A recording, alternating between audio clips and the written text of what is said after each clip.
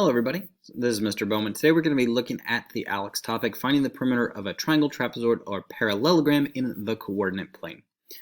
So first off, this is going to be a parallelogram, the one we're looking at. And we have a scratch area here, which we don't need necessarily, but it's helpful to visualize it. But you don't technically have to have it for ALEX to count your answer as correct. So let's go ahead and just put our 4 points in our coordinate plane here. So we have a point at 3, 5.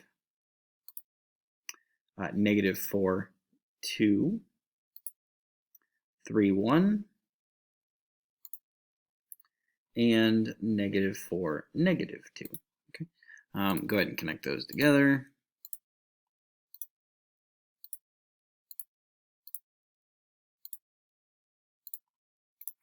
And we have our parallelogram.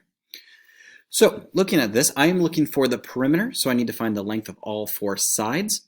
These two are easier because anytime you get a horizontal or vertical one in the coordinate plane, you can just count. So looking at this, I can see that it's 1, 2, 3, 4 tall, but you can also use with the coordinates of 5 minus 1 if you want. But it is 4 blocks tall here, and since it's parallelogram, this should be the same size, and it is. So I have 4 and 4, so 4 plus 4 is 8, so I can just make a note down here of that. Then I need to deal with my diagonal sides, which are a little bit trickier, but they're not terrible. So I have 4 plus 4 already done, so I'm going to add, just make a note down here, however long these are to my total to get my overall perimeter.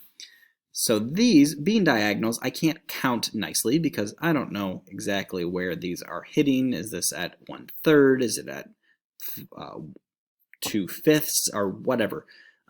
So what I'm going to do is I'm actually going to visualize this, and I'll get rid of this in a second, but so you can see what I'm doing, as a triangle, and I'm going to find the hypotenuse here because this is a right triangle. So I can use my Pythagorean theorem. So what I'm going to do is I can figure out this length, which is 3, and this length, which is 1, 2, 3, 4, 5, 6, 7. So I have 3 and 7, and that's A and B for our Pythagorean theorem. So we're just going to quickly plug in a squared plus b squared and c squared with our a and b. So we get 7 squared, which is 49, plus 3 squared, which is 9, for a total of 58. And I do not want a decimal approximation, it says up here in our directions. So we got an exact answer, so I'm going to leave it as radical 58. Let's go ahead and get those lines out of there, because that's not actually part of our picture. So since this is square root of 58, this is also the square root of 58, right? Because these have to be the same.